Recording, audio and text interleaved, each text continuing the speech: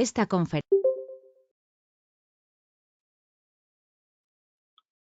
Muy buenas tardes a todos. Gracias y bienvenidos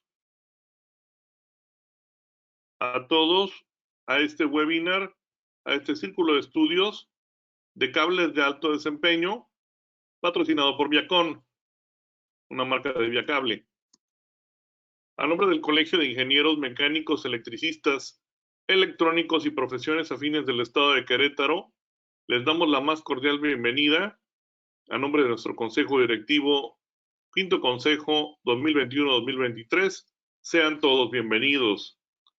El día de hoy agradecemos a nuestros patrocinadores y asociados estratégicos.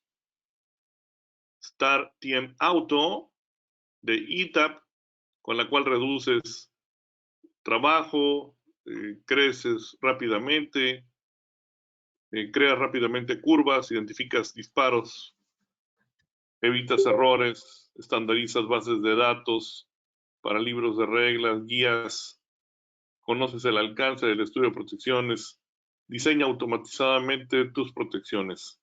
Gracias, Star TM Auto de ETAP. Elcon, innovación en industria eléctrica, gestión energética al alcance de las empresas. Su propuesta de valor es principalmente calidad, eficiencia energética, gestión de infraestructura e inteligencia de mercado. Intégrate a la industria 4.0 con Elcon, innovación en la industria eléctrica. Cialex Ring, beneficios, fácil instalación, libre de mantenimiento, vida útil de 10 años, kit de instalación, adaptable a cualquier tubería, más de 6,000 unidades funcionando al mundo y 7 años ayudando a empresas y particulares. Cialex Ring previene y remueve de manera efectiva incrustaciones. Gracias a Cialex Ring. Peritos Eléctricos .mx es un nuevo patrocinador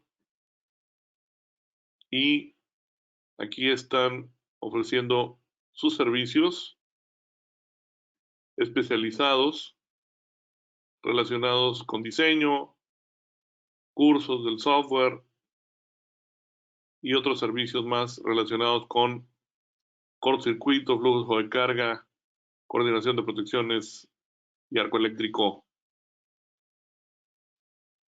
Bienvenidos, peritos eléctricos.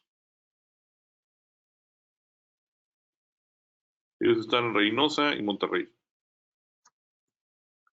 Bienvenidos a todos los próximos cursos de nuestro colegio. El próximo inmediato, pues es este de ISO 50001 para el sistema de gestión de la energía. El expositor, el maestro Alfonso Martínez Martínez. No falten, ya estamos cerrando la inscripción.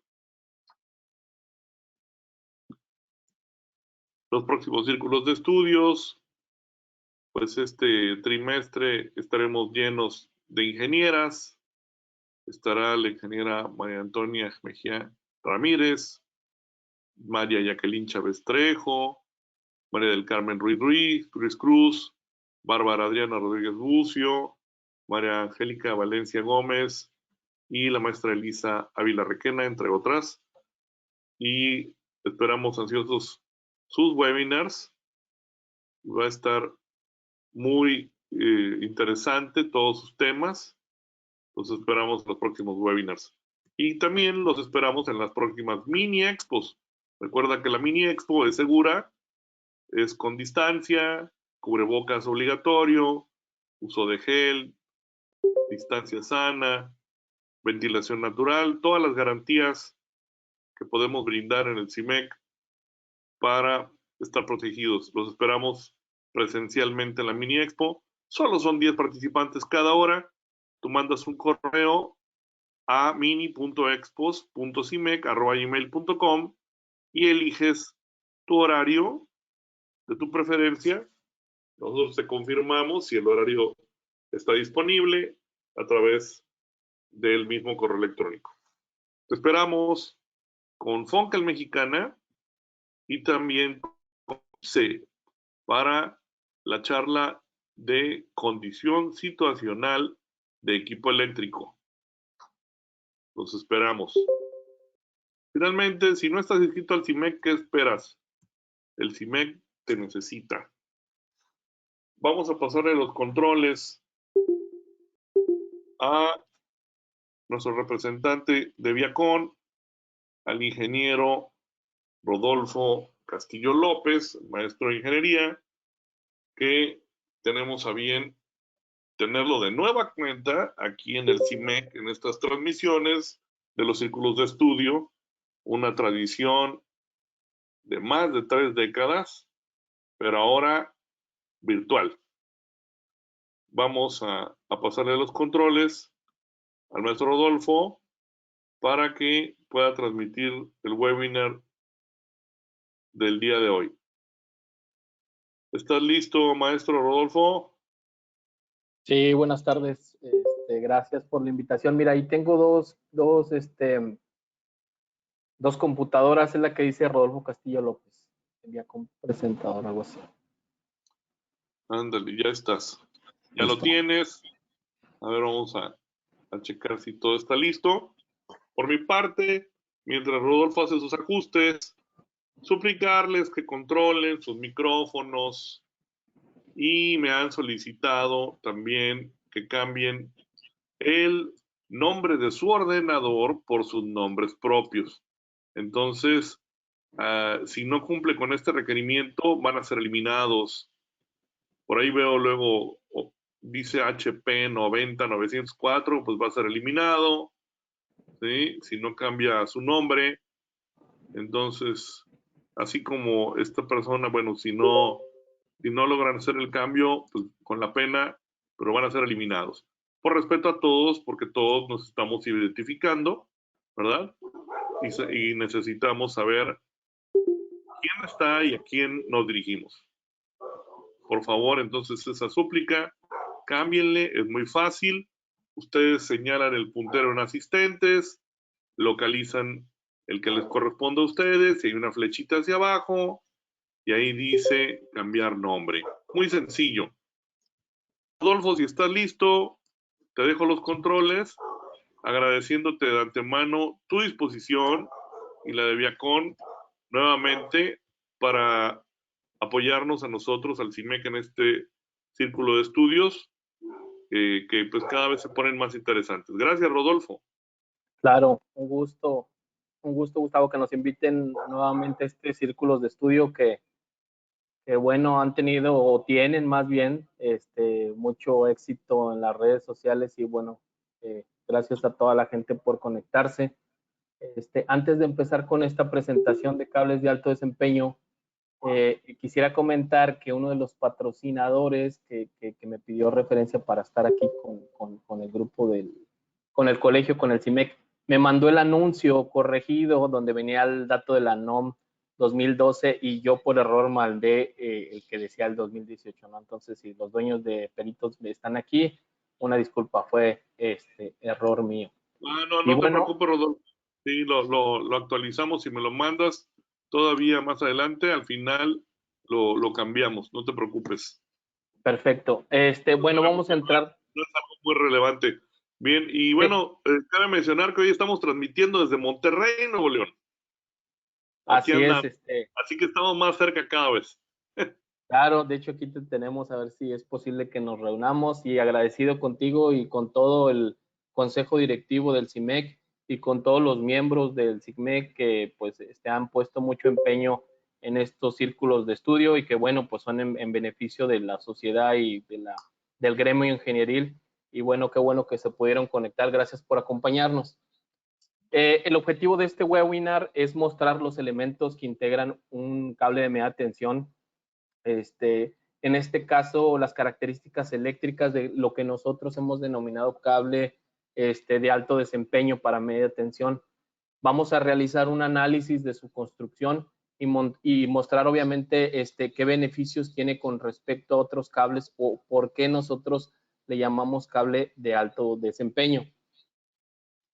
El índice temático que vamos a abordar en esta sesión pues es la evolución tecnológica, porque es necesario platicar cómo han ido evolucionando los cables de media tensión en cuanto a sus características materiales, empezando por los cables PILC, después por los cables con aislamiento extruido, que es a donde vamos a llegar, el proceso de fabricación en unos videitos que tengo aquí, unas animaciones, los componentes de este cable de media tensión que, bueno, por ahí, si tuviéramos alguna duda de por qué traen un mayor número de capas, pues aquí tratamos de detallarlo de una manera más precisa. El cortocircuito en pantallas metálicas y bueno, llegamos a la parte de cables de media tensión de alto desempeño, que son a base de una cubierta de XLP y una pantalla a base de soleras de cobre. Ahí por ahí, no sé, si llega a haber preguntas, igual si me puedes apoyar, Gustavo, diciéndomelas, y no importa si interrumpimos la sesión, lo importante es que esto vaya fluyendo y que vayamos teniendo una interacción con los miembros conectados Claro, y ir con todo avanzando, ¿no? gusto. Aquí estamos al pendiente, entonces yo te interrumpo en cuanto lo soliciten. Por favor, gracias. Bueno, entonces lo que vemos primero es el sistema eléctrico nacional, básicamente lo representé en este esquema. Muchos de ustedes, con vasta experiencia en esta parte de sistemas de media tensión subterráneos, pues sabrán que empieza en la parte de la industria, ¿no? Que es donde tenemos la mayoría de las máquinas operando en esta tensión, o los grandes centros de carga que hay alrededor de todo el país utilizando esta media tensión, que es básicamente una tensión que vamos a detallar más adelante a partir de cuándo empieza y a partir de cuándo termina. Siempre es importante comentar aquí que estos niveles de tensión corresponden a cada país, ¿verdad? México tiene los suyos su nivel de tensión en la parte de transmisión, de subtransmisión, de distribución secundaria, hasta llegar a baja, ¿no? O sea, aquí en México hay un sistema ya establecido por una norma NMX. En otros países tal vez tendrán niveles diferentes de tensión, inclusive algunos más grandes, como en el caso de Estados Unidos y China, que son países más avanzados en esa parte. Y de igual manera, países en Latinoamérica como Guatemala, para abajo, El Salvador, que tengan tal vez niveles de tensión más pequeños, ¿no? Entonces, entrando de lleno en esto, pues aquí les puse los niveles de tensión de acuerdo con la norma IEC, para ubicar en qué nivel de tensión vamos a realizar nuestro análisis. En esta parte, pues es desde 5 kV hasta 46 kV, ¿no? O sea, lo normal en México, pues es encontrar 5, 15, 25, 35. Cabe mencionar que entre 5 y 15 también hay 8 kV. Y bueno, llegamos a algunas partes donde tenemos 46 kV. Sobre todo hay ciertas partes de Estados Unidos, acá en Texas, que nos han pedido cables en 46 kV, o inclusive parques solares fotovoltaicos que nos han pedido cables para 46 kV, ¿no? De ahí en adelante, pues tenemos la alta tensión, que es mayores a 46, que bueno, aquí podremos observar ya voltajes que nosotros identificamos, como lo es el 115. Habrá algunos circuitos en 69, por ahí en México seguramente, en 138 también para acá, para el norte. Y bueno, en alta tensión, nosotros aquí tenemos la parte de 230 y de 400 kV, ¿no? Entonces, básicamente, les digo, esta niveles de tensión que aquí yo saqué de la IEC, pues mencionan hasta el 500 kV, que pues seguramente tendrán en algunas partes de Europa. Y bueno, para ser más preciso, la clasificación de las tensiones, la misma norma de instalaciones eléctricas nos hace referencia a la NMX J098, un documento en el cual nosotros tenemos las tensiones normalizadas, como les comenté hace unos minutos, para la parte de México. Y es aquí donde nosotros tenemos la parte de la media tensión, que nosotros la podemos encontrar en 4160, 13800, 23000 volts, 34500 volts, ¿verdad? Que comercialmente nosotros lo que ubicamos es un 5 kV, un 15 kV, un 25 kV, y un 35 kV, ¿no? Entonces, estas son las tensiones normalizadas, es en esta parte de media tensión donde nosotros vamos a trabajar, vamos a describir los diferentes elementos que integran un cable de media tensión. Aquí, bueno, vamos a empezar con la parte de la evolución tecnológica. Como ustedes podrán ver, aquí Viacom cumple 65 años, ya operando desde 1956. Y bueno, para esos tiempos, como lo menciona aquí o como lo podemos ver en la filmina, desde 1949, o sea, desde los 40, está ya operando un tipo de cable que es como el que nosotros podemos ver aquí en esta imagen, al cual le llamaban cable PILC, le llamaban y le llaman porque todavía se sigue vendiendo para algunos grandes redes eléctricas, tanto en México como en Estados Unidos, ¿no? Aquí este cable PILC, bueno, pues es un cable de papel y plomo, le llamaban Paper Insulated Lead Sheet Conductor, que básicamente el aislamiento de este cable pues está hecho a base de cintas de papel, ¿no? De celulosa, y las cuales eran impregnadas con un aceite dieléctrico que básicamente eso es lo que forma el aislamiento de este tipo de conductores. Para contener un poco ese aceite se les ponía, como lo vemos aquí, una cubierta de plomo que contenía el aceite y que a la vez también servía como pantalla de estos conductores, ¿no? Actualmente pues los encontramos en forma trifásica sectoral, como es que estoy señalando, que básicamente son las tres fases en forma de pequeños rombos semirredondos. Llevamos un circuito trifásico, lo podemos también encontrar como un cable monopolar, como un cable trifásico, que donde las tres fases están reunidas por el plomo, las tres, o lo podemos encontrar también como un sistema individual. Aquí, como cada una de las fases encuentra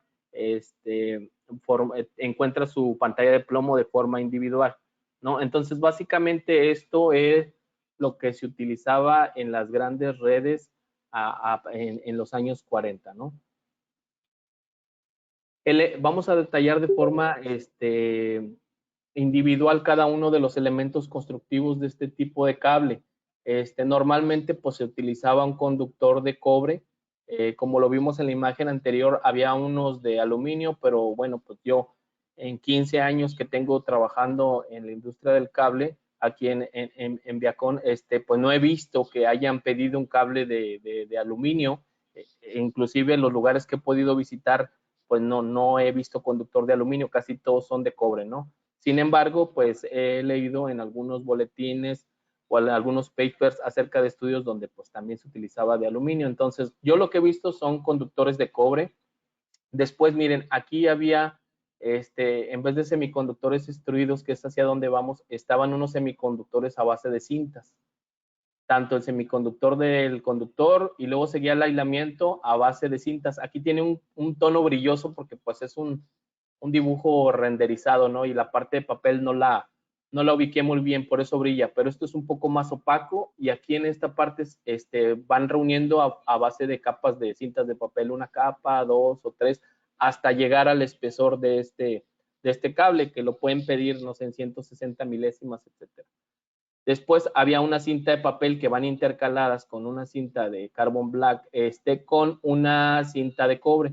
Eso era lo que formaba, o es lo que forma la pantalla del semiconductor del aislamiento. Y finalmente la cubierta de plomo y la cubierta de polietileno de alta densidad. Entonces, la parte que se impregnaba con aceite dieléctrico o que se impregna es estas tres capitas que vemos aquí. Nosotros, después de aplicarles en una encintadora el semiconductor del conductor, el aislamiento y el semiconductor del aislamiento, lo llevamos a unos tanques de impregnación para que se impregnen totalmente este papel, absorba el aceite dieléctrico, después se deja secando y posteriormente se le aplica la cubierta de plomo, ¿no? Que, como les comentaba, tiene un espesor determinado y que funciona a la vez como una pantalla, como la pantalla de aterrizamiento de este conductor. Cabe mencionar que como una foto aquí alusiva también que utilizaban de hecho esta foto es en Estados Unidos. Se ve como ya instalaban en los años 40 pues este tipo de cable PILC. Actualmente estos cables PILC, como dato, pues los encontramos en el centro histórico de la Ciudad de México. Ahí la antigua o la ya extinta Luz y Fuerza del Centro pues realizaba un pedido anual de cable PILC, el cual pues dejamos de tener a partir de Felipe Calderón, ¿no? Por las razones que ya todos conocemos, que pues ya no existen, ¿no? Entonces, ahí en la Ciudad de México pues se encuentra, como les digo, este cable tipo PILC. En Estados Unidos pues sí lo podemos encontrar en otras grandes ciudades como Nueva York, San Francisco, Los Ángeles. Diversas utilities en Estados Unidos lo siguen pidiendo, Aviacom, Los Ángeles, City Public Service, SMOT, Texas Utility, en fin, ¿no? Una serie de empresas. Y bueno, este cable, pues entre sus particularidades dejó de ser funcional por la característica que todos sabemos del plomo, el cual pues es un material que pues ambientalmente no es muy bueno, y con todas las directivas de materiales tipo Roche que vienen de Europa desde el 2011, pues se trata de sacar estas sustancias peligrosas, y pues aquí entra el plomo, ¿no? Y entre otras, ¿no? Que los costos de mantenimiento eran elevados. Es un cable que eléctricamente es muy bueno, que tiene un ciclo de vida, un tiempo de vida, pues mayor al de aislamiento extruido. El de aislamiento extruido anda alrededor de 25 años su tiempo de vida, y pues se tiene documentado que hay instalaciones con más de 50 años donde este cable está operando de forma correcta, sin ninguna falla, ¿no? Aparte que este cable con plomo, con pantalla de plomo, pues en estas grandes ciudades donde se tiene, pues ya ven que en las alcantarillas ratas, pero que parecen conejos, pues empiezan a comer este conductor, y entonces cuando llegan a la parte del plomo, pues hasta ahí llegan, ¿no? Entonces no llegan a dañar el núcleo del cable, y entonces pues nunca se pierde funcionalidad. Y en la parte de las ratas de dos patas, ¿verdad? Pues ahí hay gente que pues ya saben, pues también está difícil, ¿no? Es imposible. Mucha gente también le pone en época actual, a diferentes tipos de cable, por ejemplo, de media tensión, cubiertas de plomo. No necesariamente tiene que ser PIL, puede ser un cable con aislamiento extruido, y lo piden con plomo, porque ellos le llaman, es un cable antirrobo, o con mallas, porque es difícil pues cortarlo y sustraerlo, ¿no? Entonces, les digo, tenía sus beneficios este tipo de conductor en cuanto a ciclo de vida. Eléctricamente pues era bueno, pero en la cuestión de funcionalidad, mantenimiento y directivas y directrices ambientales actuales, pues ya no entra dentro de la jugada, ¿no? Aquí, bueno, siguiendo un poco la parte de la evolución de este cable de media tensión, en 1950 se empieza a hacer ya algunos esfuerzos por utilizar otro tipo de materiales. Llegamos a la parte de los termoplásticos, que es el PVC. En cables de media tensión, pues no tiene mucho éxito, sobre todo porque en este tipo de cables no tiene muy buenas propiedades eléctricas. Entonces pues aquí no tiene éxito, aunque les voy a comentar que en tiempo actual se está haciendo intentos en Europa por regresar a este tipo de aislamientos, ¿verdad? Bueno, y bueno, se empezaba a utilizar la parte también del aluminio conjunto con estos termoplásticos, hasta que finalmente en 1970 allá en Alemania pues se saca un nuevo compuestos que ya no son termoplásticos, sino ahora se les llama termofijos, que tienen la característica de no reblandecerse con el calor, de no modificar su estructura. No son materiales plásticos que puedas calentar y volver a reutilizar o a formar. Estos materiales, por lo contrario, una vez que los extruyes, pues difícilmente los puedes modificar, y bueno, tienen propiedades eléctricas muy buenas, térmicas también, y bueno, obviamente ahí en la cuestión de que no son reciclables, nada más, ¿no? Pero son materiales como el XLP y el EPR, que pues vienen a darnos una funcionalidad mayor, eléctricamente, que son limpios de todo lo que es aceites. Y bueno, empiezan a introducirse aquí. Quise poner una imagen de eso, de más o menos de los 70 que tenía de un ingeniero que era consultor en conductores Monterrey de nombre Candelario Saldívar, que pues todavía fue jefe de muchos de los que estamos aquí. Donde ya teníamos el aislamiento extruido como lo vemos aquí, pero seguíamos poniendo semiconductores a base de cintas, ¿verdad? No era un proceso de triple extrusión o extrusión real como se le conoce, sino era un proceso en dos pasadas. Y bueno, aquí abajo podemos ya ver los cables que tenemos en la actualidad y que desde 1970 se han venido haciendo hasta la fecha, integrando diferentes elementos que los hacen un poquito más, más efectivos o que los protegen contra agua, contra la migración longitudinal o radial de agua. Aquí podemos ver conductores de aislamiento extruido que están a base de cobre, de aluminio, unos que están como el de aquí abajo que tiene esta pequeña cubierta de plomo que les digo también es utilizada como pantalla metálica y que cables de media tensión pues lo compraban mucho en las partes donde pues iba a tener un maltrato mecánico fuerte o donde no querían que estuviera expuesto a daño mecánico severo, pues se ponía el plomo, ¿verdad? Aunque ahí en sus características conductivas pues no tiene la misma respuesta que una pantalla metálica de cobre por obvias razones. Entonces, desde ahí, bueno, íbamos partiendo ya con cómo iba a ser el rumbo de cables de media tensión con aislamiento extruido. Entonces, en tiempos actuales tenemos el cable de media tensión con sus elementos constructivos como lo es que ya los podemos encontrar tanto en cobre como en aluminio. ¿De qué va a depender esto? Bueno, pues va a depender del proyecto, de la capacidad de conducción que nosotros queramos llevar a la carga en este alimentador. Recordando siempre que, pues, que el cobre tiene una conductividad del 100%, mientras el aluminio tiene una conductividad del 60%, 60-61, ¿no? Entonces es casi un 40% menos. Por eso, pues aquí la equivalencia en que no es igual seleccionar un cable de cobre calibre 1.0 o un calibre 500 que un calibre equivalente 1.0 o 500 en aluminio. No tienen la misma capacidad de conducción. ¿Por qué? Por la conductividad, ¿no? Ya lo mencionaba. 100 para el cobre, 60 para el aluminio. Y bueno, aquí, pues como podemos ver en la parte del aislamiento, ya menciona aislamiento extruido, que es este que vemos aquí de color blanco, que puede ser un XLP o un EPR. Más adelante vamos a detallar sus características de cada uno de estos dos, por qué escoger uno, por qué escoger otro, qué beneficios tiene uno sobre otro. Y bueno, aquí como podemos ver donde está el conductor, tenemos el semiconductor del aislamiento, así se le llama, y aquí arriba tenemos el semiconductor del conductor y aquí arriba el semiconductor del aislamiento, ¿no? Estas partes pues normalmente son también de XLP, o sea, es un material termofijo.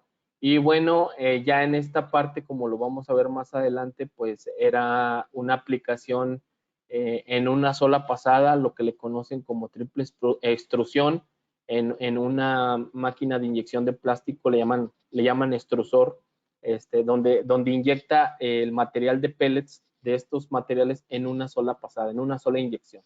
Y más adelante vamos a platicar por qué se hace así. Después, como lo vemos, hay una pantalla de alambres, vamos a definir su funcionalidad, vamos a ver por qué a veces es de alambres, por qué es de cintas, puede ser corrugada, puede ser de plomo también.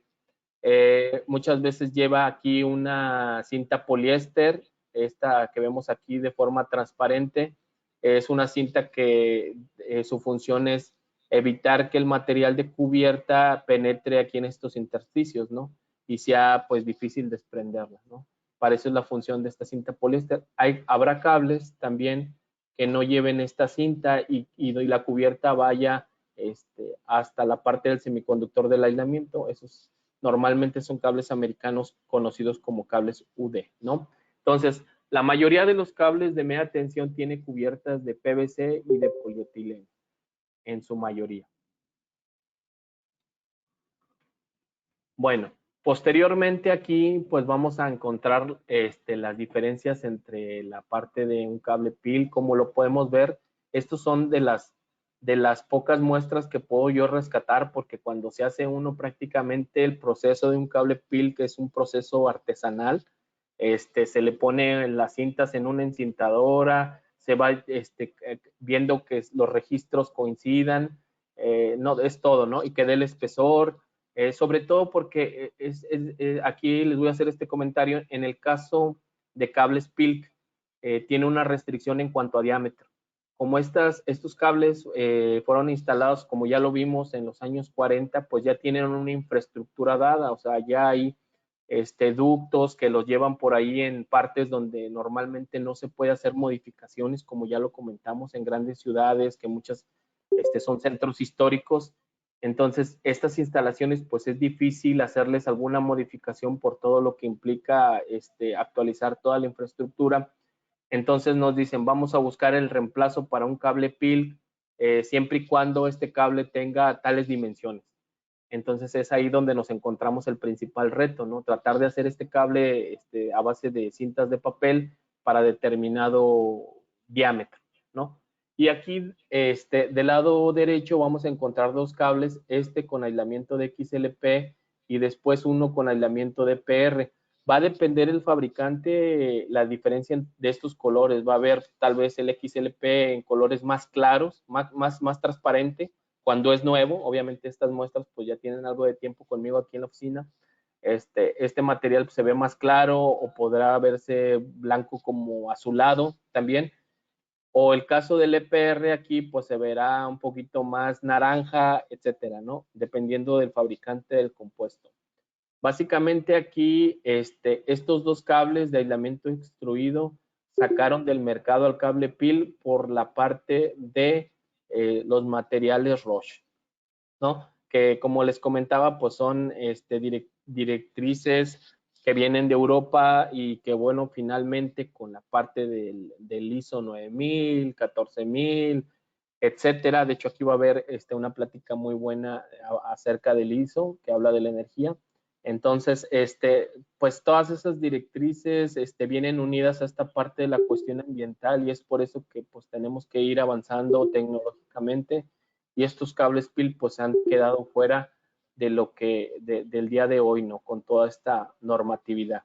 Entonces, bueno, contamos ya con aislamientos de tipo extruido que también tienen una efectividad muy buena.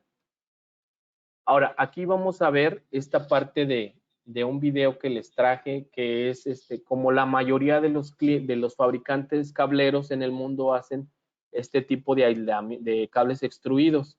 Estas máquinas pues son llamadas catenarias, donde vamos a ver aquí parte del proceso que es complejo, ocupan una serie de longitud determinadas, y lo ven aquí en la imagen donde está aquí un operador. Pues aquí ya tenemos los carretes con el material, ¿no? O sea, con el material previamente estirado y cableado que se va a llevar a la parte de la extrusión. Entonces aquí lo que está pasando, lo que estamos viendo es que lo están montando en esta parte y va a subir a una torre donde lo van a tener bien tensionado y después le van a aplicar la parte del aislamiento. Entonces vamos a correr la animación.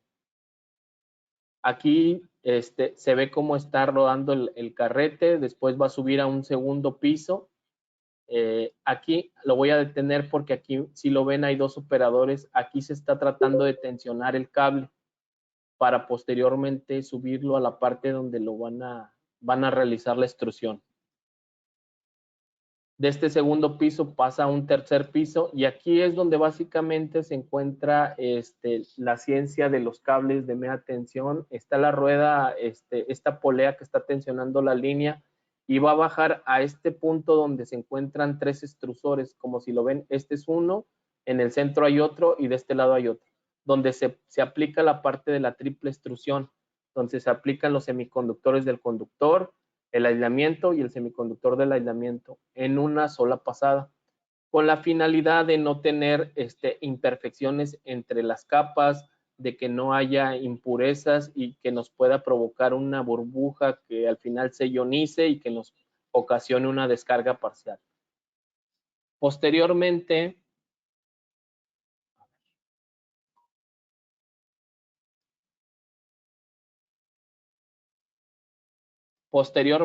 pues ya aquí se pasa por un tubo de vulcanización y ya finalmente se recoge el material en otro carrete.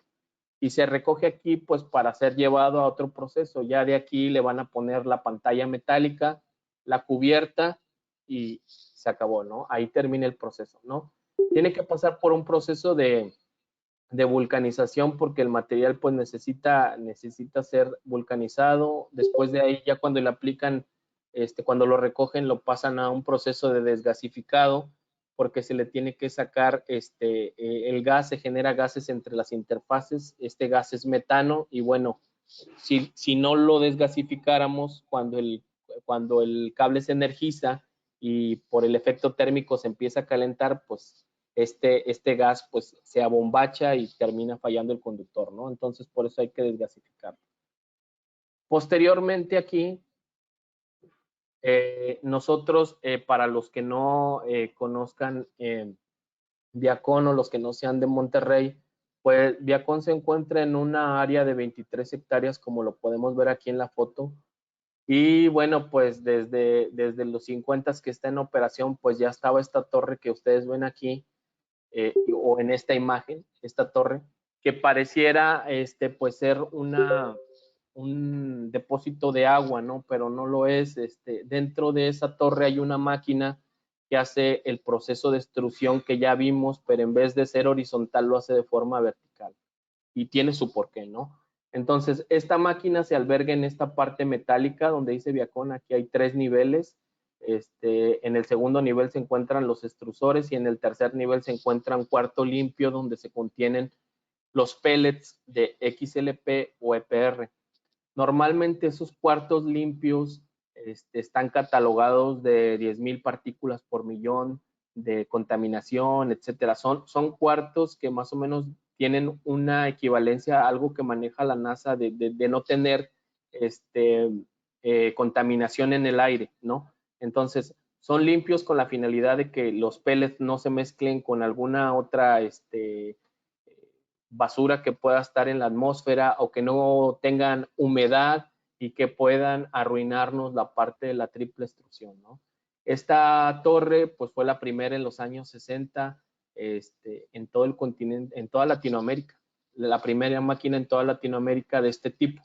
Y entonces ahorita vamos a ver para qué servía esta máquina, ¿no? Aquí hay una pequeña animación de lo que representa este proceso. Aquí, al igual que la otra, nosotros vamos a tener los carretes en la parte inferior, pero a diferencia va a subir y va a subir 75 metros, que era lo que tenía la torre, ¿verdad? Hasta la parte de ladrillos. Entonces, esta máquina alberga 2 líneas. Esta que está aquí, que es para extruir cables de media tensión, y la otra que es para ponerle cubierta a otro tipo de cables, ¿no? Entonces, va subiendo aquí 75 metros para arriba. Imagínense, 75 metros para arriba, después para abajo, y tiene como unos 20 hacia enfrente. O sea, tú tienes como unos 300 metros aprox o 200 metros de preparación, de pura preparación. Entonces, de ahí el porqué de que a veces te dicen, bueno, ¿qué cable quieres en media tensión? No, pues un 35-100 de calibre 300. Ah, bueno, el mínimo de fabricación es tanto. Y entonces ese tanto de mínimo de fabricación viene a raíz de esto, ¿verdad? Que como esta máquina necesita hacer una corrida de prueba, pues aquí hay desperdicio, ¿no? Entonces no se puede hacer menos que eso porque son 75 metros de subida, 75 de bajada, pues ahí ya te llevas un buen tramo, ¿no? Entonces por eso los mínimos de fabricación. Aquí como lo podemos ver en la imagen, los cuartos limpios se encuentran en este nivel. Miren, son estas tongas que vemos aquí. Aquí es donde se depositan los pellets.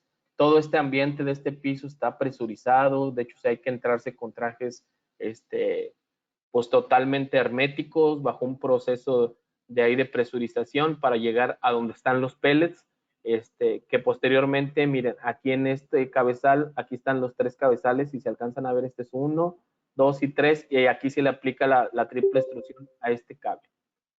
Bueno, vamos a avanzar. ¿Por qué utilizamos esta máquina vertical para la fabricación de cables de media tensión? Pues bueno, finalmente es por esto. Nosotros lo que buscamos al utilizar esa torre, esa máquina extrusora vertical, es tener una concentricidad perfecta en los cables de media tensión y alta tensión. Concentricidad le llamamos que desde este punto del semiconductor del conductor hasta esta parte del semiconductor del aislamiento tenga el mismo espesor de aquí a aquí, o de aquí a aquí, o de aquí a aquí, o acá, ¿verdad? ¿Por qué? Porque si este cable no es concéntrico, no tiene un espesor constante en toda la periferia del cable, pues podemos tener ahí esfuerzos eléctricos que posteriormente van a ocasionarnos una falla en el conductor.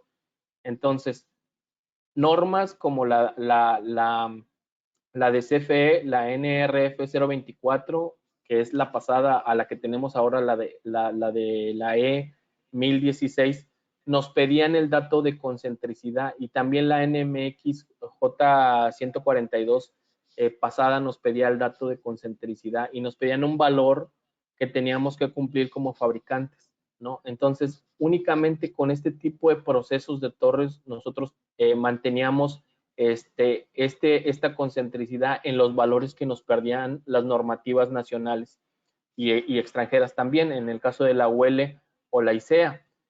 Actualmente esa norma de CFE cambió por la E1016 y también la NMXJ 142 diagonal 1, ahora para cables de media tensión, han cambiado y ahora manejan valores máximos y mínimos. Ya no te piden la concentricidad, te dicen tu fabricación tiene que estar entre este valor mínimo y máximo, ¿no? Y entonces básicamente caemos en cuidar la concentricidad.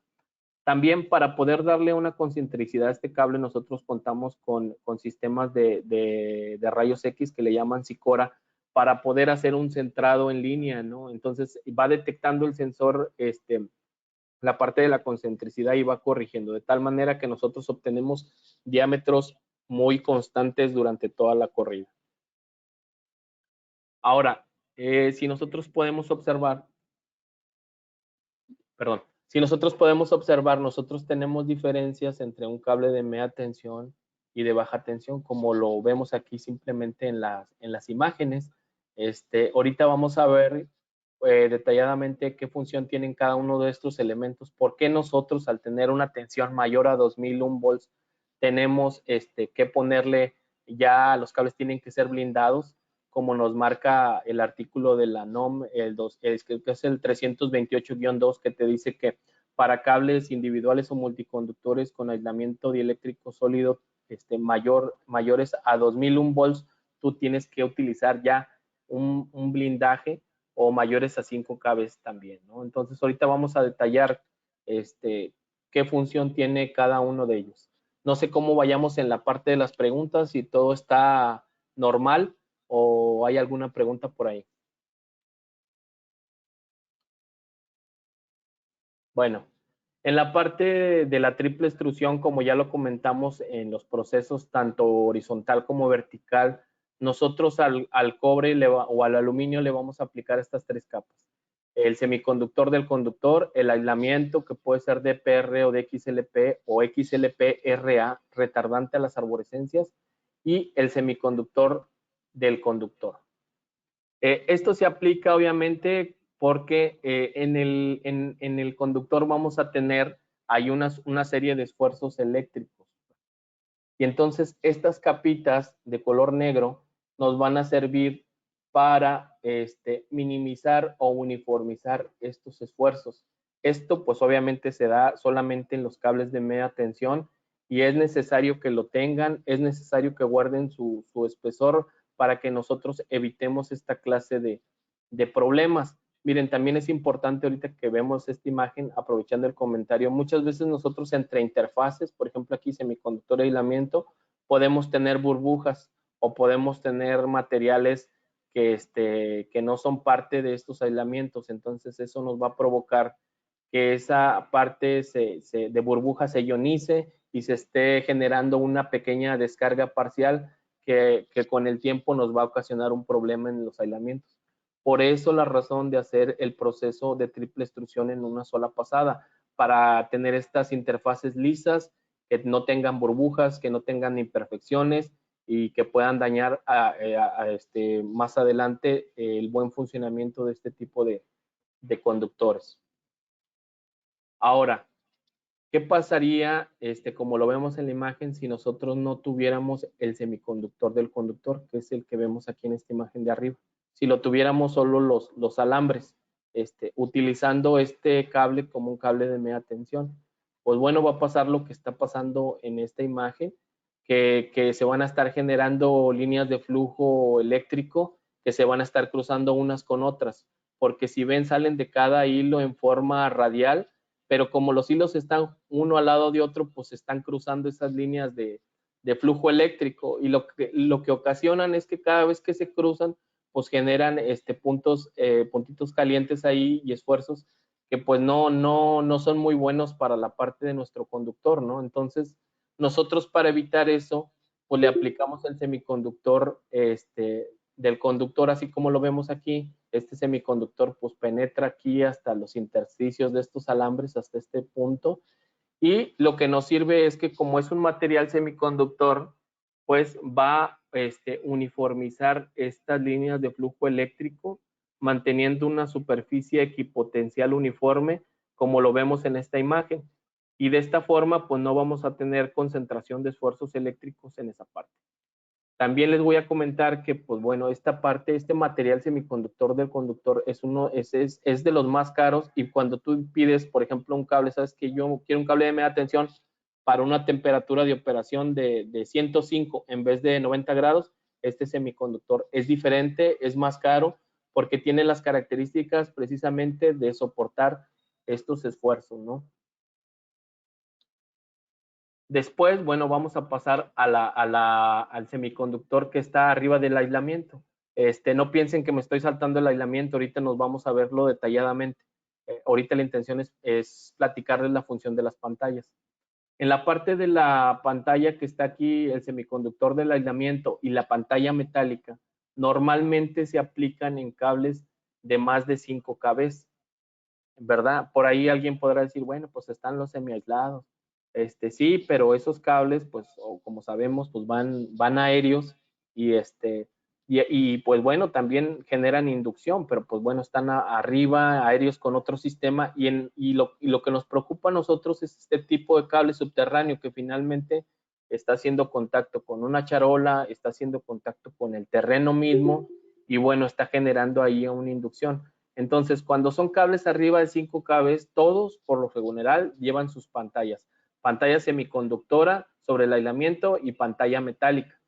Ahorita nos vamos a ver, vamos a definir qué función tiene cada una de ellas, pero básicamente, al igual que la semiconductora del conductor, pues tiene la función de mantener equipotencial las líneas de flujo eléctrico, ¿no? Que al final van a cortar este metal, como lo vemos aquí, y aquí es donde aplicamos la regla de la mano derecha, que si por ejemplo la corriente va en un sentido, el flujo magnético va en sentido contrario, cortando al conductor.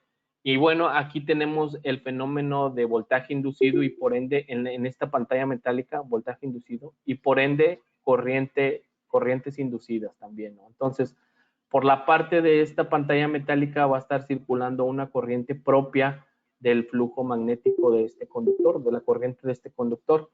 Entonces, por eso es importante que en esos niveles de tensión nosotros tengamos esos elementos y que esos elementos estén aterrizados, ¿no?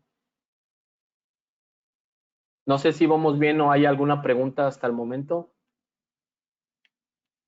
Muy bien. Todo bien, Rodolfo, adelante. Correcto.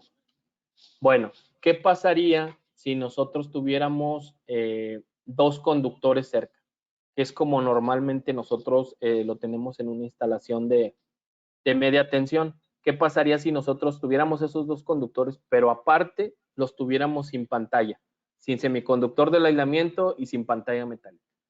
Pues pasaría un fenómeno como el que estamos viendo aquí.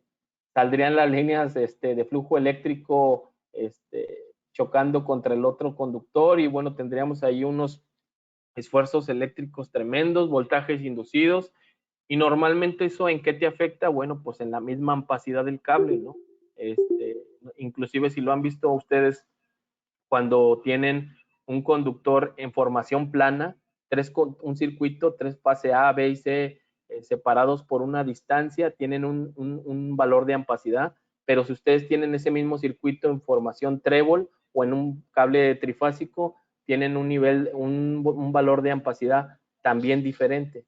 Y es debido a estos fenómenos, a estos flujos eléctricos y a estos voltajes inducidos que hay entre los conductores. Entonces, aquí retomando la imagen, lo que está pasando es que las líneas de flujo eléctrico se están entrecruzando y bueno, pues ahí eso no es algo muy deseable, no es algo que nosotros queramos. Y en la imagen de la derecha también pasa lo mismo. Bueno, aquí no es con un conductor, aquí es con una canalización. En esta parte del dibujo yo estoy mostrando que es una charola, la cual, este conductor también no tiene semiconductor ni pantalla metálica, entonces están saliendo las líneas de flujo hacia todas direcciones, están cortando esta pantalla y por ende se está induciendo un voltaje y una corriente inducida en esta charola, ¿no? Entonces ahí ya tenemos un problema que bueno, que nosotros tal vez visualmente no lo vemos porque este fenómeno de inducción pues no es algo que se pueda ver y que inclusive puede llegar a cierta longitud y bueno, pues aquí esta charola energizada pues puede llegar a alguien ahí de mantenimiento y aunque sea alguien calificado, pues no va a saber que este cable pues no tiene pantalla, no está aterrizado y al momento de tocar esa charola pues va a haber ahí un problema, ¿no? Porque pues ahí va a haber una corriente que tal vez sea mayor a los 10 miliamperes y pues va a tener ya ahí un problema esta persona, ¿no? Entonces, por eso es importante que tengan esos elementos y por eso es importante también que las pantallas estén aterrizadas en 2 o más puntos. Aquí, bueno, para ejemplificar más lo que estamos diciendo, en el primer caso, en el caso A, se tiene un conductor con la semiconductora del conductor y con el aislamiento, pero no tiene la pantalla aquí arriba, no tiene la pantalla la semiconductora del aislamiento, no la tiene, ni la metálica, ¿no? Entonces, ¿qué pasa aquí? Aquí hay una capacitancia en este aislamiento formada por el mismo aislamiento, el mismo material del aislamiento del cable, y hay otra capacitancia propia del medio.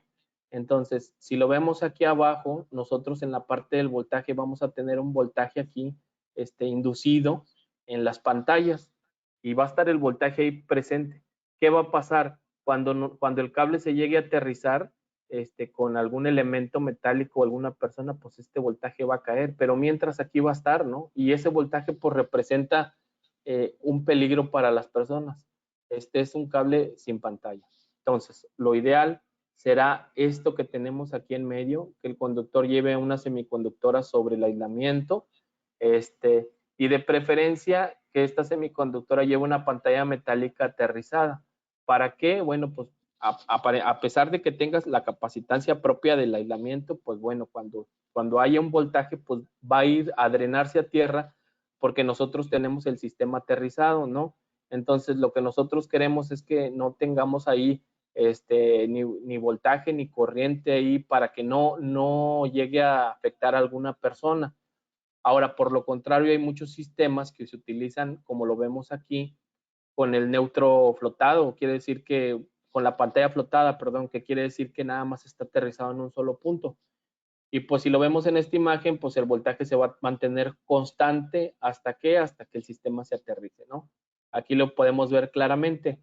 Yo he visto muchos proyectos donde el sistema está flotado, sobre todo en sistemas fotovoltaicos, porque lo que se pretende es que tener un valor número de ampacidad, a diferencia del que está aterrizado en 2 o más puntos. Pero viéndolo por la cuestión de la seguridad, yo optaría porque el sistema estuviera aterrizado en 2 o más puntos. Aunque hay diferentes elementos de protección que ya van a intervenir ahí, sin embargo, pienso que es mejor que el sistema esté como lo muestra este cable de aquí abajo, aterrizado en 2 o más puntos, ¿verdad? Que puede ser con un aterrizamiento en 2 o más puntos, puede estar puede ser un cross bonding con transposición o sin transposición. que ese es otro tema más amplio que podemos hacer en otra charla. Ya no lo metí aquí porque pues nos iba a llevar más tiempo, ¿no? Y me desvía un poco del objetivo de lo que yo les quiero mostrar de cables de alto desempeño. Aquí, bueno, pues vamos a llegar para no saltarnos la parte del aislamiento. Hemos tenido otras pláticas aquí donde he mencionado las características de los aislamientos de cables para media tensión, donde básicamente nos limitamos al XLP, al EPR, y hay otro que es el XLP TR o RA, que es un aislamiento retardante a las arborescencias que normalmente se utiliza cuando nosotros tenemos humedad en el sistema. Digo, esto de la humedad tampoco es algo que se planee, pero nosotros siempre, tanto en registros como en la parte de terminales donde la instalación está expuesta, pues podemos tener humedad, o simplemente cuando el cable está en un almacén y si se utilizó una longitud, o sea, se hizo un corte y no se le puso el capuchón, pues le está entrando humedad a esa punta y pues bueno, ahí ahí podemos tener penetración de humedad en forma longitudinal. Por ahí vi una pregunta, a ver, si quieren la revisamos. Es acerca de la grabación. Ok. Recuerda que las grabaciones están disponibles en el canal CIMEC y canal FECIME, pero tardan unos días. Sí, entonces tardan unos 10 días, 12 días, y todas aparecen, todos los webinars de todos los colegios se suben a FECIME, y los que son de CIMEC se quedan en CIMEC también, en los dos lados. Y por ahí preguntan que el término es el correcto XLP o XLP sin la E, y por ahí confirman no. Ok, miren, de hecho sí tenemos, esa es la pregunta de todos los días en la planta, en la fabricación, cuando ya llegan al proceso de marcado. La norma, las normas mexicanas, la de CFE, la E1016 o la NMXJ 142, pues marcan XLP con la E, pero también hay unas normas como la ICEA 93, 659 o la ICEA 94 que te marcan sin la E. Entonces, básicamente es un polietileno de cadena cruzada. Con la E o sin la E es un polietileno de cadena cruzada, ¿no? Entonces, qué bueno que lo preguntan, si es el mismo compuesto, si lleva la E o no lleva la E, ¿no? Entonces, ¿cuál es el correcto? Pues les digo, ¿verdad? Ahí hay diferencias. Unas normas le ponen la E y normas internacionales. Otras normas no le ponen la E y así, ¿no? Entonces vamos a encontrar de todo. Y se los comento porque en el caso de cables de CFE te indica el marcado. Ahí en ese caso te indican los marcados. Entonces, si en el marcado viene XLP sin la E, pues le tienes que poner así. Si la norma te dice con la E, pues les tienes que poner así. Entonces, total, traemos un desorden también en planta porque tenemos ruedas marcadoras con la E y sin la E, pero básicamente es el mismo compuesto. Retomando aquí los tipos de aislamiento, como vemos, el XLP es, como ya los comentábamos, es de color blanco o natural. El EPR es un poco más naranja. Entonces, aquí lo siguiente es donde radica los beneficios o la diferencia entre estos dos aislamientos. El XLP se utiliza para una temperatura de operación de 90 grados y el EPR para una temperatura de operación de 105.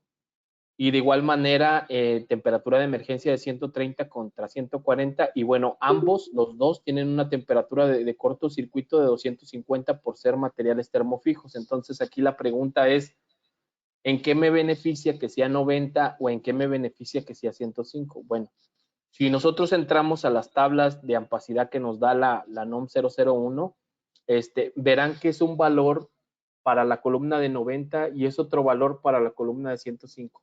O sea, hay un incremento de ampacidad cuando lo utilizamos a 105 grados, ¿no? Entonces, hasta el momento solo son las dos temperaturas de operación que maneja la norma y que conocemos.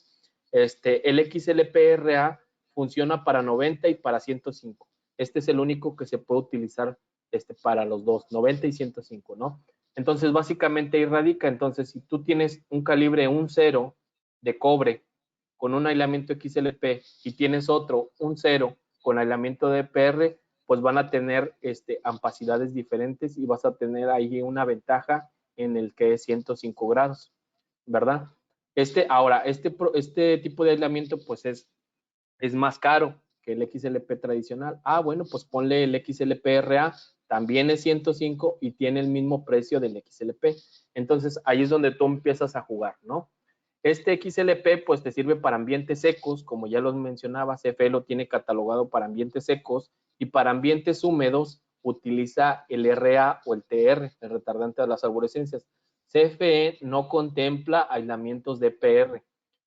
Yo recuerdo hace tiempo en la NFR 024 sí venían, pero ya no se contempla aislamiento de EPR, o sea, no. Entonces, si tú quieres poner un aislamiento de EPR, pues va a ser con una norma NMX, o sea, ahí no va a tener aviso de prueba. Entonces, nada más para tenerlo en cuenta, ¿no? El EPR pues se utiliza en ambientes húmedos, se utiliza en ambientes donde atmósferas corrosivas, sobre todo el EPR lo utiliza mucho Pemex, para sus instalaciones, y ya lo combinan con un 105 y aparte lo combinan con un 133 que vamos a explicar más adelante, porque bueno, a raíz de lo que estamos comentando del XLP y el EPR, también hay otro nomenclatura que siempre es muy sonada, ¿no? Bueno, pues ya es EPR, bueno, muy bien, es 100 o 133 nivel de aislamiento. Ah, bueno, vamos hacia allá para explicar cada uno de estos dos y que se despejen las dudas, ¿no? Entonces aquí nada más para finalizar la última columna, les digo el XLP pues es más ligero porque tiene una densidad menor que el EPR, pesa menos, es más barato, se utiliza para longitudes más largas y el EPR, como vemos, pues tiene características eléctricas superiores al otro, por eso la razón del 105 y bueno, nos da una ampacidad mayor. Entonces, retomando la parte del nivel de aislamiento, pues aquí vamos a hablar de lo que comentamos del 100 o el 133. Normalmente ese 100 o 133 se refiere al espesor que tenemos nosotros desde la parte de donde termina el semiconductor del conductor, o sea, donde empieza la parte blanca hasta donde termina. Ese es el espesor del aislamiento. Cuando son categoría 1, 100% van a tener un espesor, vamos a ponerle un valor de 100, y cuando tienen un 133, como dices, un 33% más de espesor, o sea, es un cable un poquito más gordito.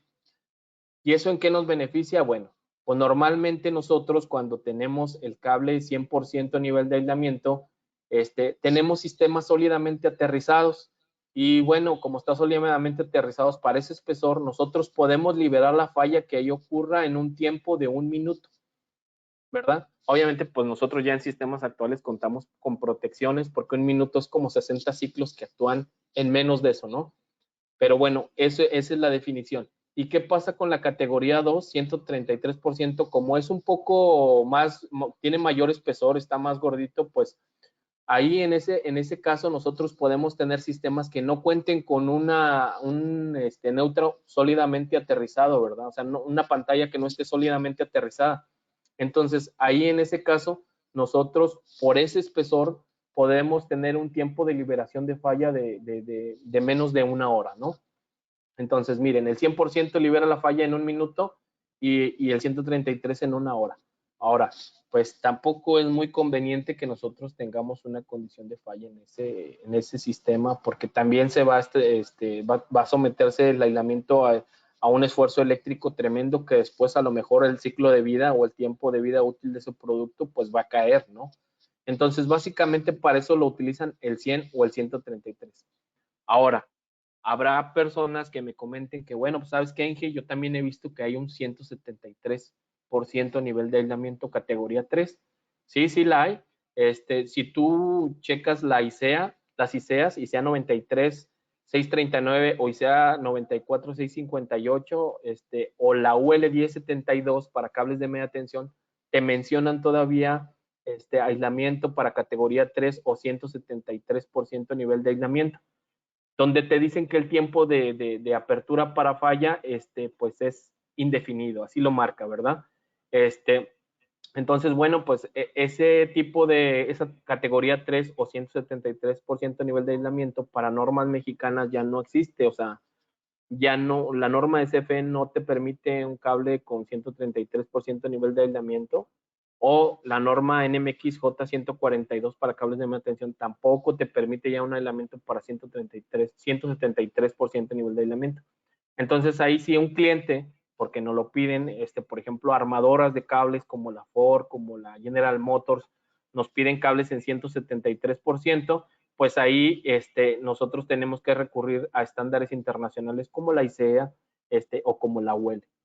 Pero de entrada a eso se refiere el porciento de nivel de aislamiento, ¿no? Y que posteriormente te va a ayudar también para hacer la parte de la coordinación de aislamiento, que eso es otro tema que no vamos a tocar en esta sesión.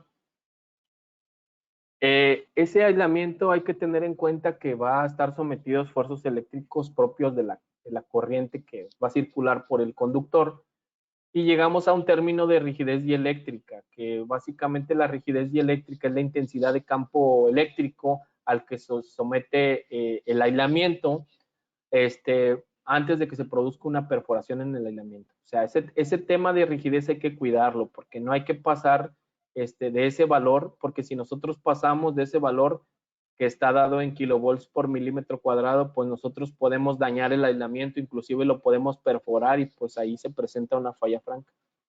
El término de rigidez dieléctrica pues va unido a la parte de gradiente eléctrico, porque el gradiente eléctrico está muy cercano a la parte de, la rigidez dieléctrica, perdón, está muy cercana al gradiente eléctrico y va de 4 a 5 veces mayor el gradiente de operación.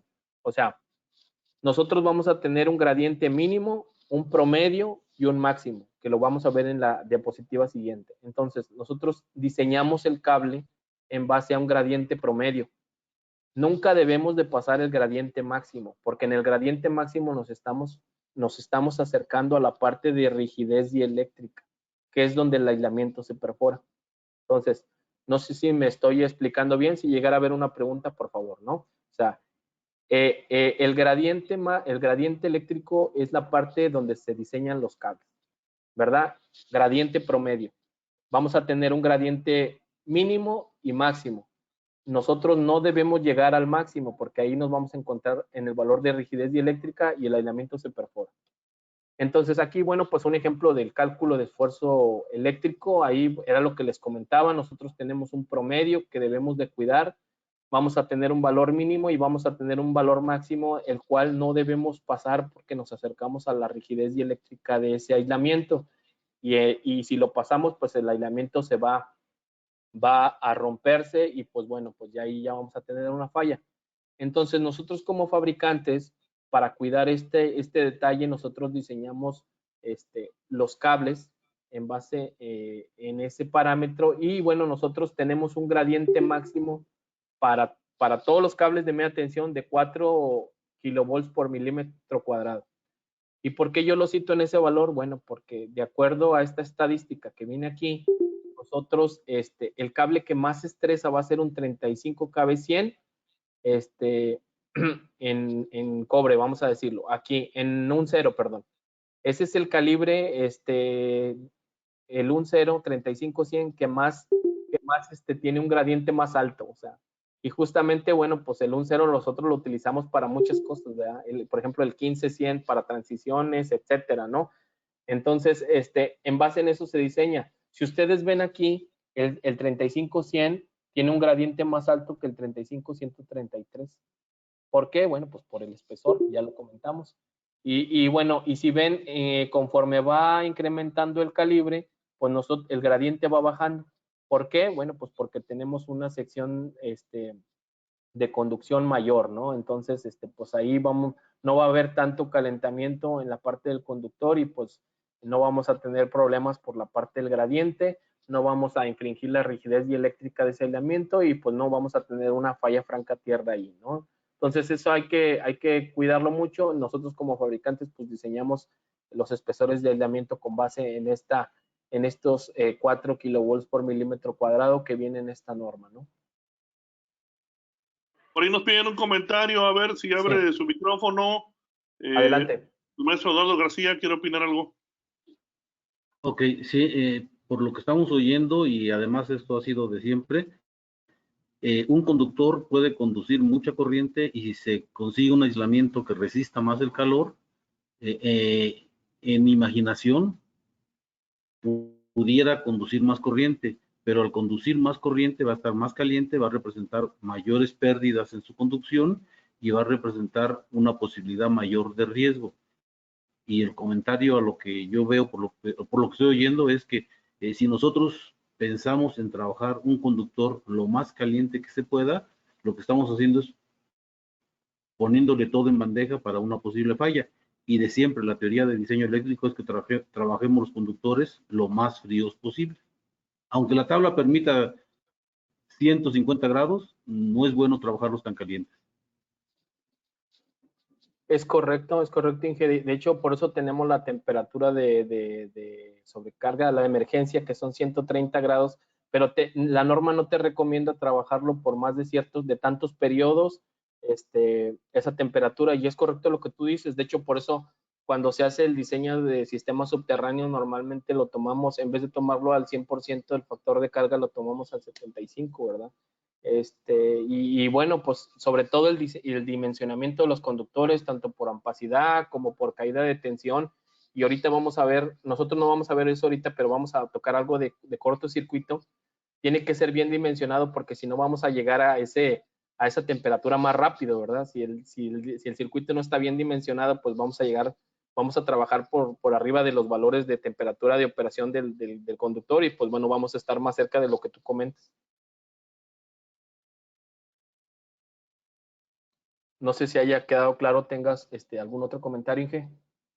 Sí, no, yo no lo decía para mí, yo lo decía por todos los que nos están oyendo, porque Okay. algunos ingenieros que yo he platicado oyen que un conductor a 75 conduce ciertos amperes, a 90 conduce más amperes y a 105 conduce más amperes y dicen, ah, qué fregón, entonces voy a comprar para hacerlo trabajar a 105.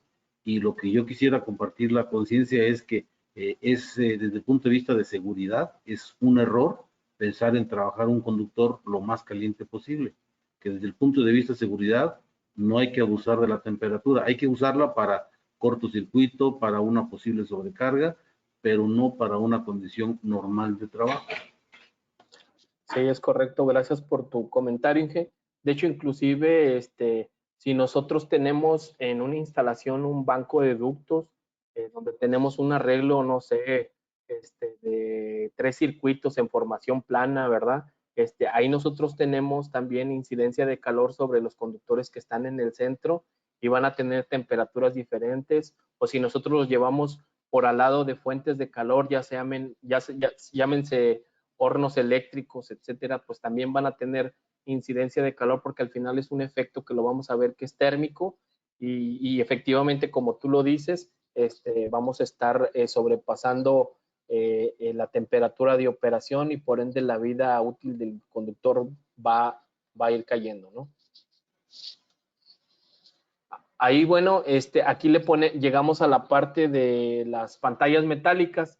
Ahí, pues bueno, ¿cuál es la función de una pantalla metálica? Lo vamos a detallar aquí. Una pantalla es la parte que vemos aquí, pantalla metálica que puede estar a base de alambres, cintas planas o corrugadas, o una combinación de alambres, cintas, como lo vamos a ver más adelante. ¿Qué propósito cumple esta pantalla metálica? Bueno, básicamente son 3, dependiendo para lo cual se diseñe. Puede ser para propósitos electrostáticos, puede ser para conducir corriente de falla o puede ser como neutro concéntrico. Si nosotros utilizamos una pantalla con fines electrostáticos, que es normalmente lo que nosotros tenemos aquí en México para sistemas subterráneos para CFE o NMX, tenemos pantallas que andan alrededor de los 3 o los 6 milímetros cuadrados. Este valor es, bueno, pues es el área de este alambrito por el número de alambres. Nos da estos 3 o 6 milímetros cuadrados. Son pantallas pequeñitas que solo nos van a llevar la corriente inducida o el desbalance entre fases, o sea, son con fines electrostáticos, no son muy pequeñas. Podemos tener pantallas de alambres o pantallas de cintas también. Esos son con fines electrostáticos, que también hay que aterrizarse. Después tendremos pantallas para conducir la corriente de falla. Aquí, bueno, se diseñan pantallas donde ya el cliente nos pide un valor determinado de de kiloamperes en la pantalla, para tener una mayor conductancia adicional, para conducir corrientes de falla que ellos ya tienen previsto para diferentes protecciones, ¿verdad? Que pueden ser de sobrecorriente, ¿no? Entonces, estas pantallas pues ya tienen un fin, para de cierto valor de kiloamperes, ¿no? Y tenemos también una tercera opción, que es la parte del neutro concéntrico, que bueno, en México es utilizado, pero no tanto como en Estados Unidos. Todas las utilities en Estados Unidos utilizan muchas cables tipo UD, que son básicamente estos donde la pantalla de alambres es más grande. Lo utilizan como un neutro concéntrico. Aquí en México, pues probablemente lo sustituimos por el neutro corrido. Entonces, pero allá, pues esta parte es el neutro concéntrico. Entonces, el valor de estas pantallas puede estar, como lo dice aquí, puede ser neutro completo o full neutral, que es básicamente si este conductor es de un 0 y tiene un área en milímetros cuadrados de 53.5, bueno, el área de estos hilos es la misma, es un 0. O sea, la suma de cada uno de estos alambres sumados da un área de 53.5. Entonces, ahí es un neutro completo, que quiere decir que el área de cobre que hay aquí en la fase está también aquí en la pantalla, ¿no? Y de ahí vamos disminuyendo. Podremos encontrar un tercio de neutro, un sexto de neutro, un octavo y un doceavo. Entonces, les digo, esto es algo que se utiliza en Estados Unidos. Está la ICEA, la 94658, que es para cables UDES, donde viene también el funcionamiento de este tipo de pantallas, ¿no? Más grandes. Y que están alrededor del calibre 14, 12 y 10, o sea, son calibres más grandes, a diferencia de las electrostáticas que eran calibre 20, 18 y 22, ¿no? Aquí, bueno, vamos a tocar el punto del cortocircuito. Aquí vamos a tocar el punto del cortocircuito en el conductor. Ustedes aquí puse la referencia, la ICEA P382. El cortocircuito en el conductor pues va a ser diferente tanto en cobre como en aluminio. Aquí están las temperaturas para el cobre, las temperaturas para el aluminio y las variables dependiendo también de los compuestos, ¿verdad? Entonces aquí vamos a calcular el cortocircuito. ¿Y por qué hablo del cortocircuito en el conductor? Porque ese cortocircuito al final también va a incidir en la pantalla, que es en lo que quiero hacer énfasis, porque es hacia allá donde van los cables de alto desempeño que yo les quiero mostrar.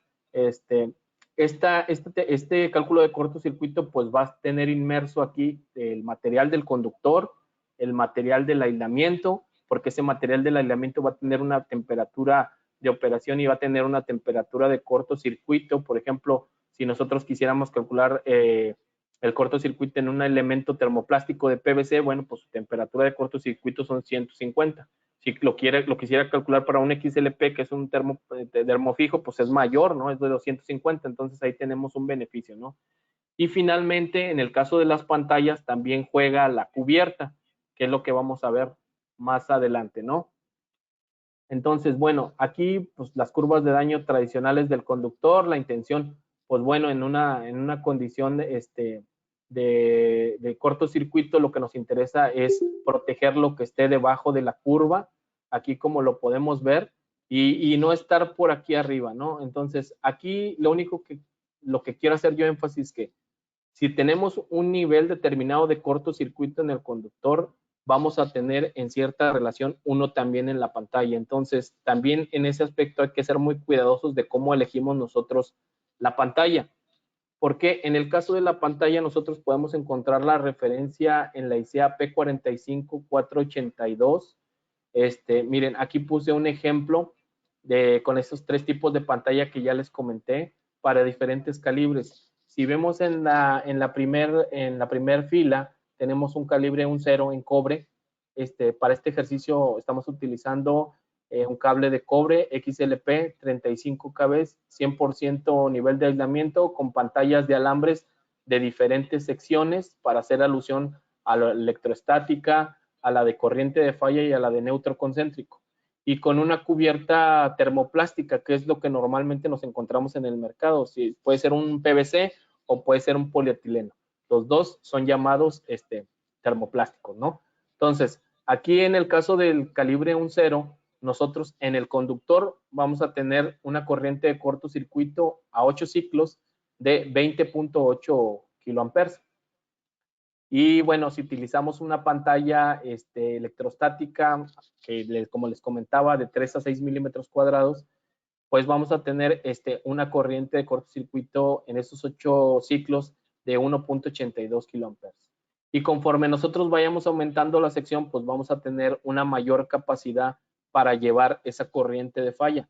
Por eso quería hacer hincapié en que también depende mucho la selección de esta pantalla, ¿verdad? Del nivel de cortocircuito que nosotros tengamos en el sistema, porque si no, esta pantalla va a llevar a su vez corrientes circulantes que van a hacer que se caliente la cubierta, que se reblandezca o que de plano desaparezca, ¿no? Entonces ahí hay que tener cuidado en esa parte. Y la parte del neutro concéntrico, que era lo que les comentaba que es muy utilizado en Estados Unidos, e inclusive también aquí en México, en la parte de generación limpia, en la eólica, piden mucho cables con neutros concéntricos, con mayor sección. Aquí vemos que poniéndole 1/3 del valor de la fase, tenemos una capacidad mayor para llevar la corriente de falla. Y bueno, aquí conforme va aumentando el calibre, pues también tenemos aquí una mayor capacidad para soportar el cortocircuito. Y aquí como vamos avanzando, pues también en las pantallas, ¿no? Entonces, bueno, también es importante, quería que vieran esta diferencia entre tener una pantalla electrostática pequeña, una que ya me dieran para un diseño específico, como por ejemplo puede ser para llevar una corriente de falla, como es en la parte de los sistemas fotovoltaicos que te piden pantallas de 16 milímetros cuadrados, de 32, de 50, etcétera, o como lo es en sistemas de distribución, donde te piden ya el neutro concéntrico, ¿no? Donde hay mayor sección y bueno, pues hay también mayor capacidad de llevar esas corrientes de falla. Ahora, todo esto pues es con base en lo que comentaba ya el ingeniero, que es un modelo térmico donde en el centro del conductor, que es este punto, que es básicamente esta área, nosotros vamos a tener una temperatura. En el caso de 90, pues bueno, vamos a tener ahí 90. Y conforme nosotros vayamos avanzando, esta parte representa la resistencia que opone al flujo del calor, el aislamiento. Esta parte representa la cubierta y esta parte de resistencia representa el exterior. Hasta que sale el calor, pues vamos a tener diferentes temperaturas, de tal manera que nosotros aquí en el centro vamos a tener 90 y para cuando lleguemos a la cubierta, nosotros a lo mejor vamos a llegar con 80, 83, 80 y por ahí, 80, 83 grados centígrados, ¿no? Entonces vamos a tener una temperatura menor. Sin embargo, aquí, en base a este fenómeno térmico, nosotros podemos jugar con diferentes elementos para tener una mayor, un mayor beneficio eléctrico al momento de seleccionar diferentes elementos, como lo vamos a mencionar más adelante.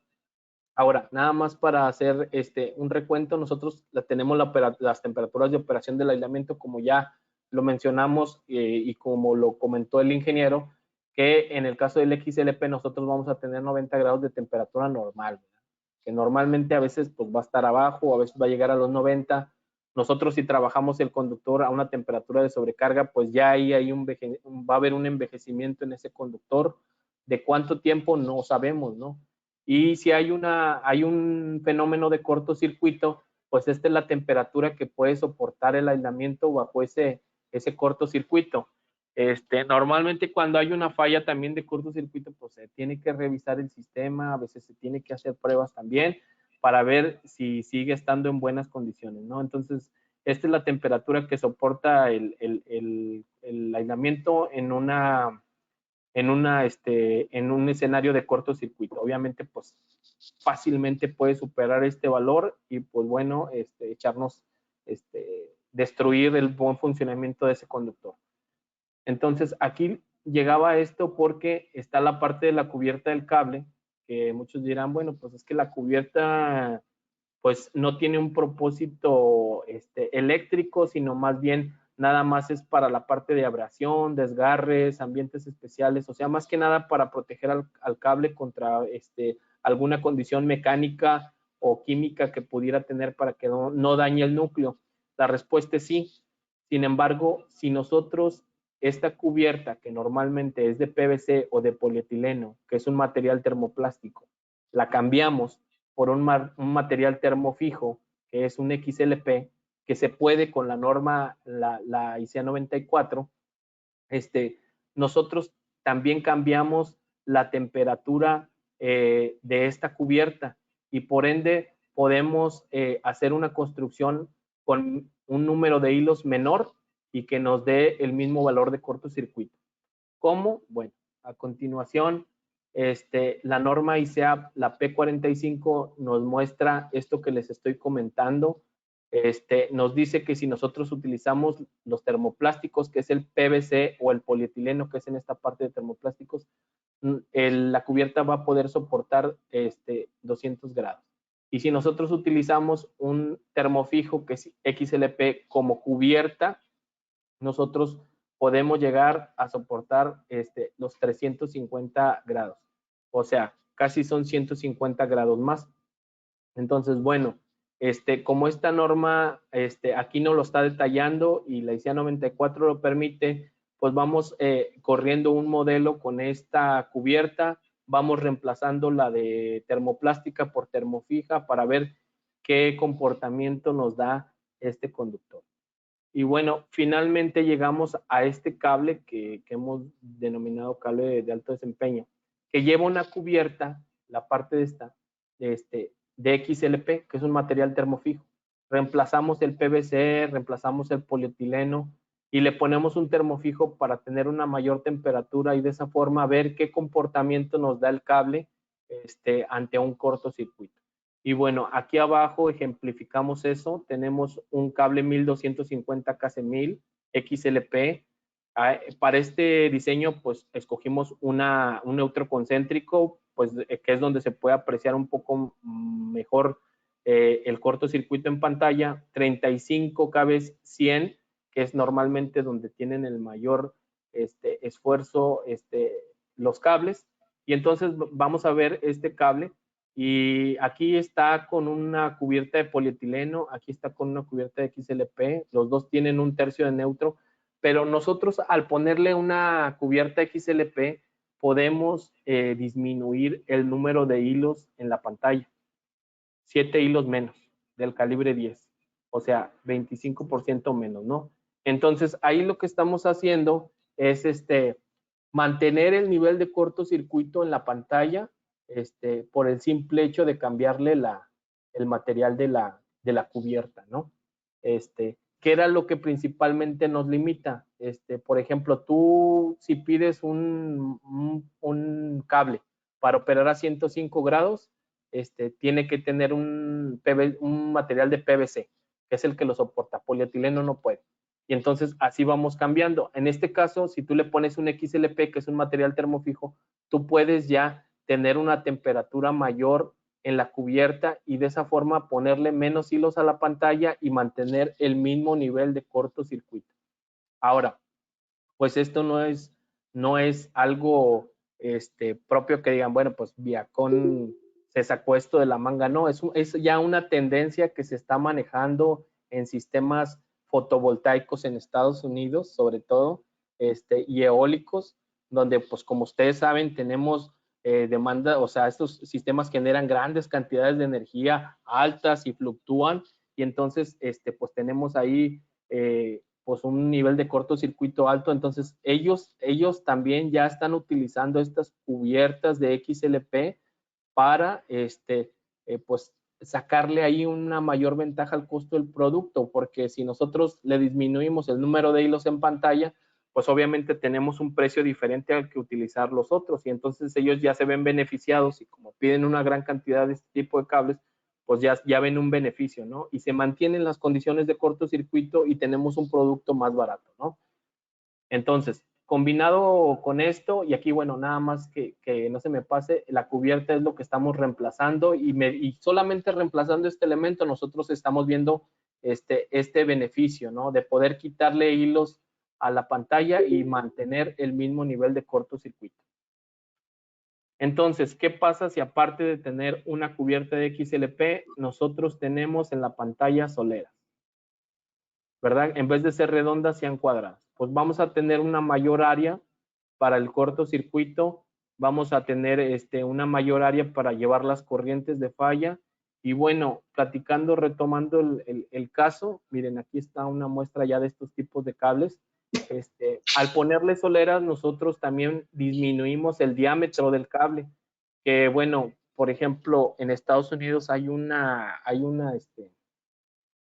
pues hay una directriz de las grandes redes de distribución que les comentaba, Nueva York, Chicago, en Texas, están haciendo el reemplazo de los cables de papel y plomo.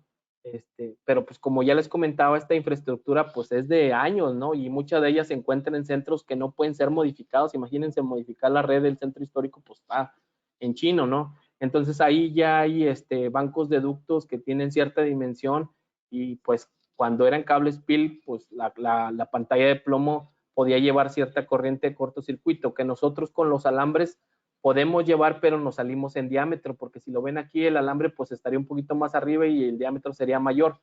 Entonces, la única forma de cubrir con eso, pues es haciendo estas soleras, ¿no? Entonces, si nosotros combinamos las soleras con una cubierta de XLP, vamos a tener mayor área de disipación por el hecho de que estas soleras, pues es más área, y también que esta cubierta de XLP nos va a permitir soportar las corrientes de cortocircuito de una forma mayor que las de termoplástico tradicionales, de PVC o polietileno. Aquí, como les comentaba, estos cables PIL, pues están... Sí, adelante. Habla Jesús Macías. Una pregunta, ¿por qué las soleritas van sesgadas y no van verticales? ¿Cuál es, de esa figura, cuál es la finalidad de que vayan sesgadas esas soleras? Si me lo puedes decir. Ah, bueno, mira, también así dices tú como... Sí. En Ajá. sí, ok. Si nosotros la pusiéramos, es por el proceso de cableado, para que también se adhiera. De hecho, los cables aquí, estos que están aquí, pues no van recto, ¿no? Sino tienen que ir cableados, tienen que ir, sí, cableados, o sea, como van girados, para la cuestión que se apriete el cableado, se sostenga, y aparte porque también haciéndolos de esa forma, también estamos garantizando una longitud mayor que hacerlo redondo. Y esa longitud al final es la área que nosotros pretendemos dar. ¿No tiene que ver nada la autoinducción?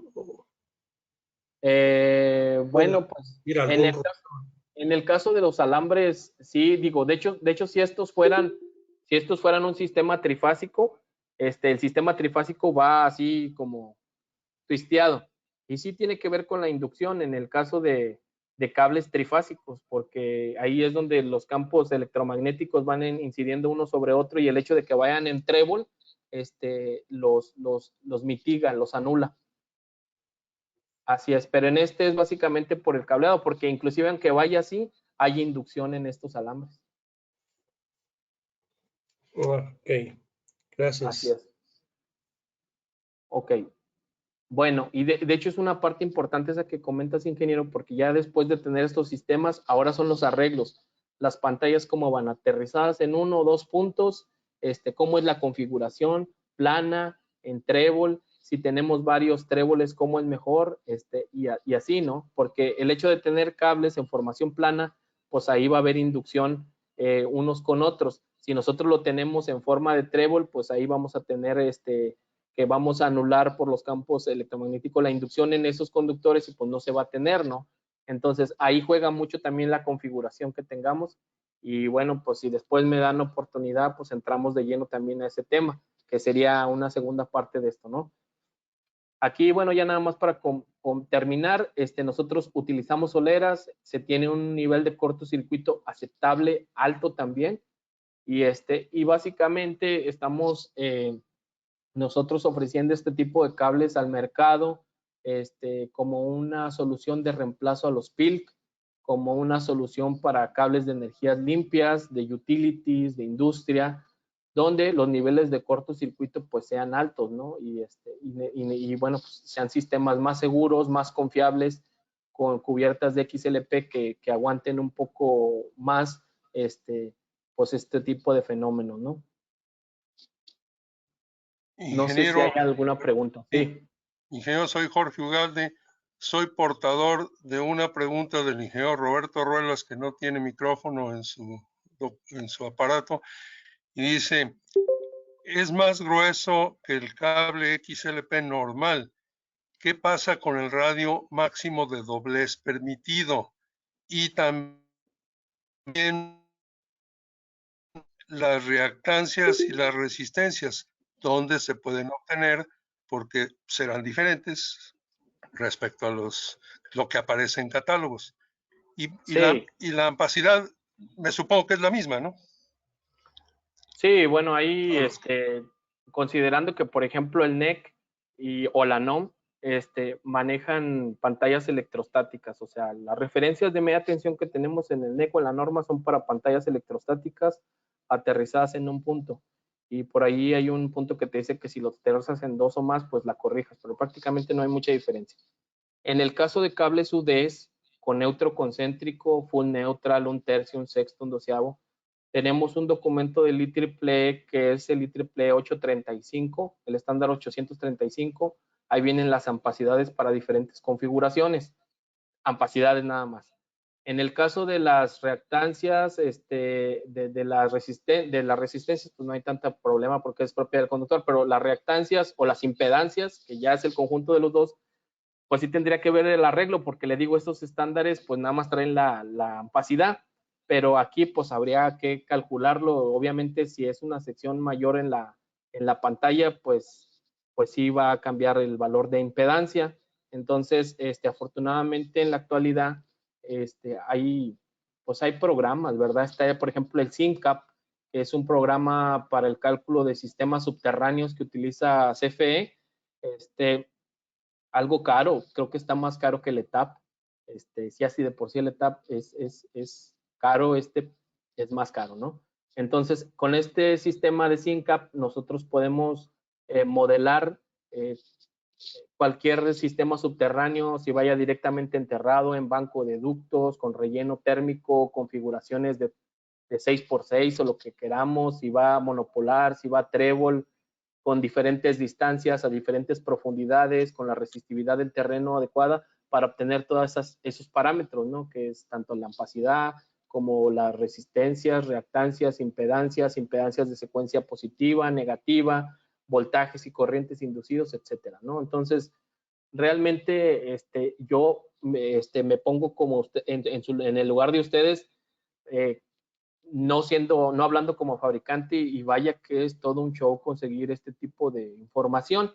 En la medida que Viacom ha sacado este tipo de desarrollos, pues trata de proveer al mercado del mayor de información en cuanto a parámetros eléctricos, pero siento que ahí nos falta, pero vamos avanzando, Inge. Pero sí es correcta ahí su pregunta, si van a cambiar esos valores y sí hay que obtenerlos, ¿no?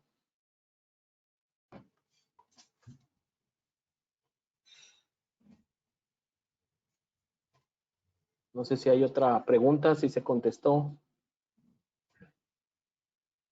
Bueno, lo que pasa es que como que ustedes deberían de dar el dato de la reactancia o de la impedancia como fabricantes por sus experimentos, sus laboratorios o sus pruebas, y partiendo de la base de ustedes, ya el acomodo de cuántos conductores juntos, agrupados, enterrados en charola, eso ya es como que otro asunto que habría que, pero por lo pronto, reactancias de parte de ustedes, cuando aparece un catálogo de estos conductores que conocimos el día de hoy.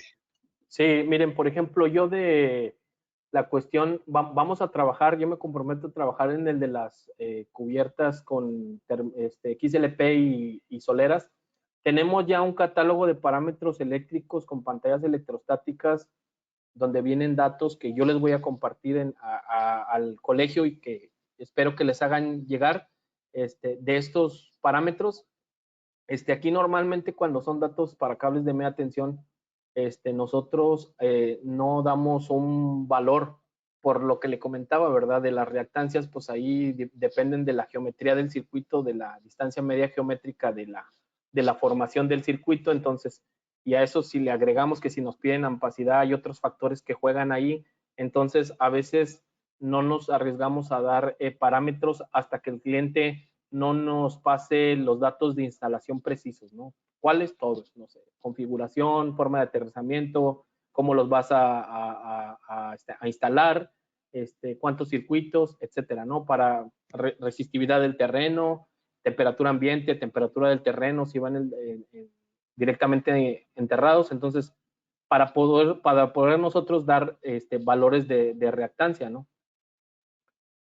Pero sí, digo, seguimos trabajando ahí y yo les comparto algunos ejemplos de algunas instalaciones convencionales, donde obviamente va 3 cables en formación plana o un cable en trébol, que pues obviamente cuando ya nos acercamos a la realidad, pues tenemos ahí instalaciones que son totalmente diferentes, ¿no? Con otras configuraciones y pues que ya al cambiar ahí cambian los parámetros también.